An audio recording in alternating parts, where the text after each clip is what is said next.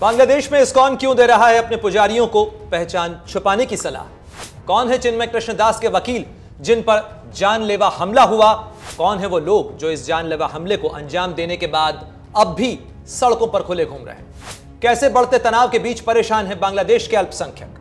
किस तरह कट्टरपंथी बांग्लादेशी गुट कर रहे हैं इस्कॉन पर कार्रवाई की जिद?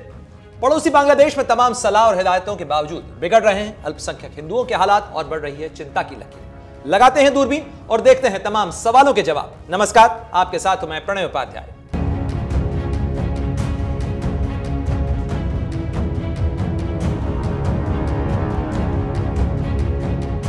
बांग्लादेश में अल्पसंख्यकों और हिंदुओं की सुरक्षा पर चिंता की चर्चाएं तो खूब हो चुकी, अब भी हो रही, लेकिन अफसोस हालात सुधरने की बजाय लगातार बिगड़ते जा रहे हैं। भारत की तमाम सलाह और हिदायत, अमेरिका के होने वाले राष्ट्रपति डोनाल्ड ट्रंप जैसे बड़े नेता की फिक्र के बावजूद बांग्लादेश की मोहम्मद यूनुस सरकार अल्पसंख्यक हिंदुओं की दुर्दशा दूर करने की बजाय बस इस मुद्दे को लेकर खाना पूर्ति करती हुई नजर आ रही है। वहीं हिफाजत इस्लाम जैसे कट्टरपंथी संगठन खुलकर इस्कॉन के खिलाफ प्रतिबंध ही नहीं, उससे जुड़े कई हिंदू पुजारियों अनुयायियों पर कार्रवाई की जिद को लेकर लगातार प्रदर्शन कर रहे हैं।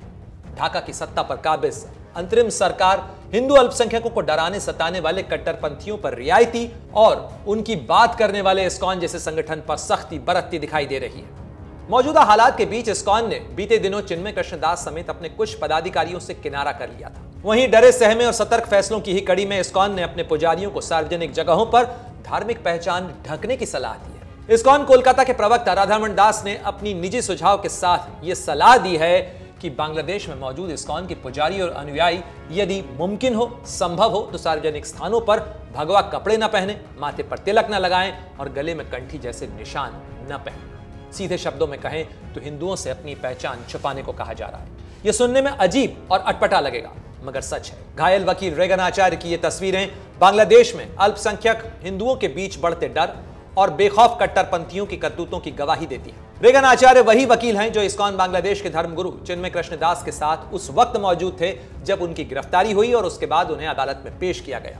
हिंदू वकील को सजा दी गई कि आखिर उसने चिन्मय कृष्णदास के बचाव में दलील दी, तो आखिर दी क्यों? रेगन आचार्य अकेले नहीं है, बल्कि उनकी ही तरह इस्कॉन से जुड़े रहे और चिन्मय कृष्णदास के वकील रहे रमन राय को भी इसी तरीके से निशाना बनाया गया। तस्वीरें बता रही हैं कि रेमन राय किस तरीके से गंभीर हालत में हैं। उन्हें 25 नवंबर को एक रैली में भाग लेने के बाद निशाना बनाया गया था और निशाना बनाया बांग्लादेश के कट्टरपंथियों ने। राधारमण दास ने दावा किया है कि चिन्मय कृष्णदास का बचाव कर रहे वकील रमन राय पर बांग्लादेश में उनके घर पर इस्लामवादियों के एक समूह ने हमला किया। उन्होंने कहा कि रमन राय पर हमले के बाद चिन्मय कृष्णदास की पैरवी के लिए कोई और वकील सुरक्षा की चिंताओं की वजह से आगे नहीं आ रहा है। साथ ही राधारमण दास का यह भी कहना है कि हम बांग्लादेश सरकार से अनुरोध करेंगे कि जो वकील मामले में चिन्मय कृष्णदास की पैरवी करते हैं और उसके लिए पेश होते हैं, उन्हें कम से कम पर्याप्त सुरक्षा तो मुहैया कराई जाए। सुनिए जरा राधारमण दास इस मामले को लेकर क्या कह रहे हैं। चिन्मय कृष्णदास को न्याय मिलेगा आज। हम देख रहे हैं कि बहुत दिनों से वो जेल के अंदर में है, बहुत ही कठिन परिस्थिति में है। लेकिन एक जो खबर मिली है कि उनके जो पिछले वकील थे रमन रॉय, उनके ऊपर लास्ट वीक में जो हमला हुआ था तो वो बहुत ही सीरियस अवस्था में है, आईसीयू में है। तो हम ये भी रिक्वेस्ट करते हैं बांग्लादेश गवर्नमेंट से कि जो भी चिन्मय कृष्ण प्रभु के एडवोकेट हैं या उनको डिफेंड करने के लिए आ रहे हैं, उनको सुरक्षा प्रदान की जाए। अगर उनको सुरक्षा प्रदान नहीं की जाएगी तो हमने देखा कि लास्ट वीक उनके साथ में जो भी आया था उनके साथ खड़ा होना, उनको उनके घरों पर आक्रमण हुआ, उन लोगों की पिटाई हुई। तो ऐसी स्थिति में कैसे उनको न्याय मिल सकता है और लोग भी उनका पक्ष में आने में डरेंगे। तो इसीलिए सरकार को चाहिए कि उनके एडवोकेट को भी सुरक्षा प्रदान की जाए। चलिए आगे बढ़ते हैं।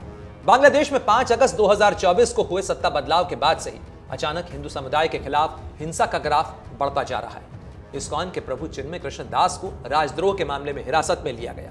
इसी के बाद आज उनकी जमानत को लेकर सुनवाई होनी थी, लेकिन कोई वकील पेश नहीं हो सका। इसी वजह से सुनवाई नहीं हुई।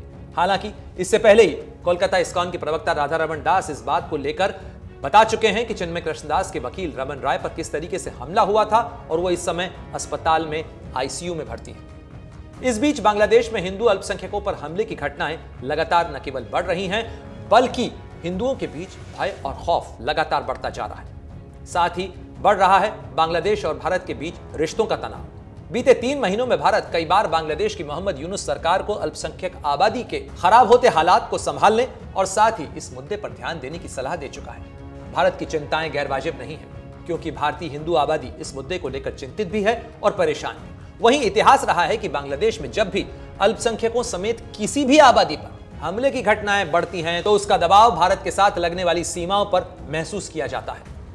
साथ ही बढ़ता है घुसपैठ का भी ग्राफ।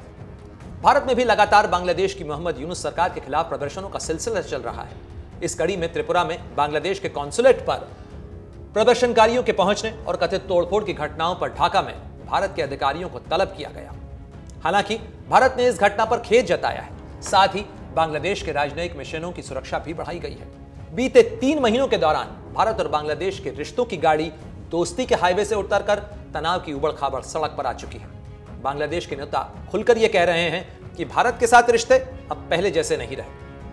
हालांकि बांग्लादेश में हिंदू अल्पसंख्यक आबादी के लिए हालात बीते 75 सालों से लगातार खराब ही रहे हैं। विभाजन के बाद पहले पूर्वी पाकिस्तान और फिर बांग्लादेश के निर्माण के बाद से उनकी जमीन का रकबा भी घटा है और आबादी भी। लेकिन शेख हसीना सरकार के जाने अंतरिम सरकार के कामकाज संभालने के बीच हुई उथल पुथल ने हिंदुओं की मुश्किलें बढ़ाई हैं। आंकड़े बताते हैं कि आजादी के समय पूर्वी पाकिस्तान की हिंदू आबादी लगभग 23% थी, लेकिन 2022 तक यह आंकड़ा घटकर महज 8% रह गया। इस पलायन का एक बड़ा हिस्सा इस असुरक्षा की वजह से है, क्योंकि इस्लामिक कट्टरपंथियों ने ढाका की डोर और ढाका की सत्ता को कभी नहीं छोड़ा। बांग्लादेश हिंदू बौद्ध ईसाई एकता परिषद के अनुसार 4 से 20 अगस्त के बीच अल्पसंख्यकों पर हमले की 2010 घटनाएं हुई। 22 अगस्त से लेकर 12 अक्टूबर के बीच 57 घटनाएं हुई हैं। हिंसा की पहली लहर में लगभग 1705 परिवार और 50,000 लोग इससे प्रभावित हुए हैं। इसके अलावा 69 पूजा स्थल, जिसमें मुख्य रूप से हिंदू पूजा स्थल शामिल हैं, उन पर हमला किया गया, वहां तोड़फोड़ की गई और आग तक लगाई गई। इस साल बांग्लादेश में दुर्गा पूजा में लाउडस्पीकर के इस्तेमाल पर प्रतिबंध लगाया गया। साथ ही कई जगह पूजा को भी बाधित किया गया। जाहिर है पूजा स्थलों पर इस तरीके की गई तोड़फोड़ से जो हिंदू आबादी है वो परेशान है, चिंतित है, खौफ में है। वहीं अब इसे भारत को चढ़ाने की कोशिश कहिए या फिर बदली हुई रणनीति, बांग्लादेश की नई सरकार पाकिस्तान और चीन के साथ अपनी नजदीकी बढ़ाने में लगातार लगी हुई है। बीते कुछ महीनों के दौरान बांग्लादेश की मोहम्मद यूनुस सरकार ने नीतियों के रीसेट के नाम पर पाकिस्तान के लिए व्यापार कारोबार की बंपर रियायतों का ऐलान किया है। वहीं बांग्लादेश की बड़ी राजनीतिक पार्टियों के नेता इन दिनों चीन के दौरे पर जा रहे हैं। ऐसे में साफ है कि बांग्लादेश में अभी भारत के लिए हवा का रुख उल्टा ही है। जहां एक तरफ अल्पसंख्यक आबादी की हिफाजत के मुद्दों को उठाने और अपने निवेश समेत अन्य हितों की सुरक्षा की चुनौतियां भारत के सामने हैं, तो वहीं एक बड़ी फिक्र उन ताकतों के बांग्लादेश में पैर पसारने को लेकर है जो भारत के लिए परेशानियों के कांटे बढ़ा सकती हैं। अगर आप ये वीडियो YouTube पर देख रहे हैं तो हमारे चैनल को सब्सक्राइब कर बेल आइकन दबाएं और Facebook पर देख रहे हैं तो हमारे पेज को लाइक करें। 8 मिलियन प्लस सब्सक्राइबर, आपके इस भरोसे के लिए बहुत धन्यवाद।